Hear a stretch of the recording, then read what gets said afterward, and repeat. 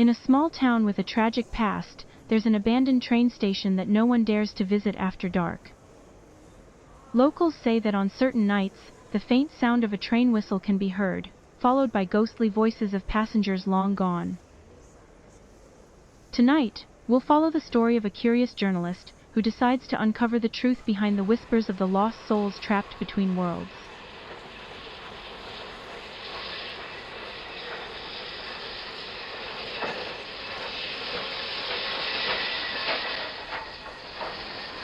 Tonight, I have a tale that's been buried in the pages of history.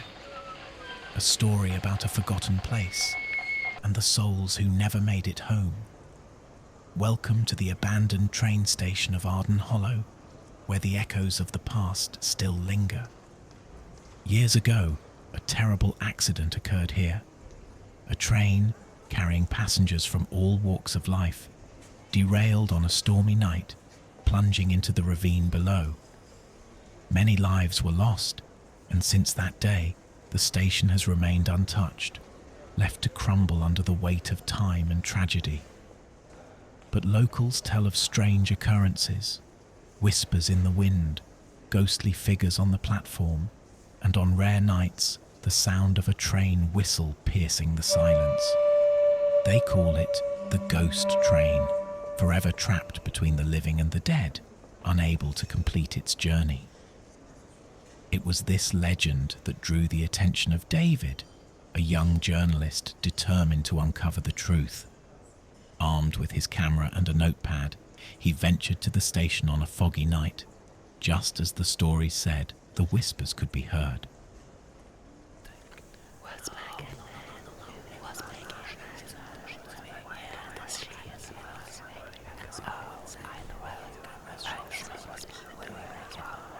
David arrived, his heart pounding, as he stepped onto the deserted platform. The air was thick with an unspoken presence, the mist swirling around him as if warning him to turn back. But he was too curious, too eager to uncover the story that lay hidden in the shadows. He wandered through the old, dilapidated station, his footsteps echoing eerily in the stillness. The clock on the wall, frozen at the hour of the accident, seemed to watch him with a silent, knowing gaze. He was about to give up, convinced that it was all just a myth, when he heard it.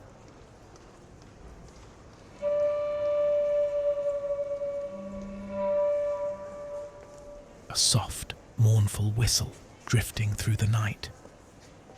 David froze, his blood turning to ice as the sound grew louder, closer. He turned, and there it was, a faint, ghostly light approaching down the abandoned tracks, like the memory of a train long forgotten. He watched in stunned silence as the spectral train pulled into the station, its form shimmering like a mirage. The doors slid open with a creak, and David's breath caught in his throat as shadowy figures began to step off the train. Passengers, dressed in clothes from another era, their faces pale and lost. They moved in silence, whispering to each other in hushed tones, their voices blending into a mournful chorus that sent chills down David's spine. He raised his camera, snapping pictures, his hands shaking, but he knew no one would believe what he was seeing. And then he saw her, a young woman, standing alone on the platform, her eyes searching the crowd as if looking for someone.